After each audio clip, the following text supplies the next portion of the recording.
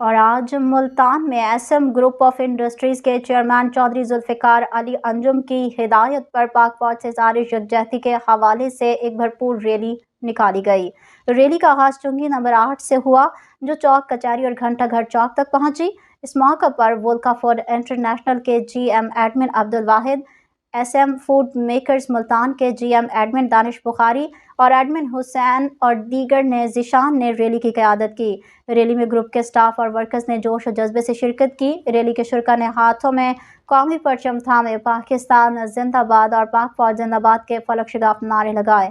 شرکاء نے اپنے پیغام میں بھارتی جارحیت کی شدید مذمت کرتے ہوئے کہا کہ رات کی تاریکی میں شہری آبادی پر حملہ بزدلی اور سفاکیت کی بدترین مثال ہے، جس کی تاریخ میں نظیر نہیں ملتی۔ ریلی کے شرکاء نے اس عزم کا اظہار کیا کہ S M group of industries کا ہر سٹاف ممبر اور ورکر اپنی فوج کے شانہ بشانہ کھڑا ہے اور وطن کے دفاع کے لیے کسی بھی قربانی سے دریغ نہیں کیا جائے گا۔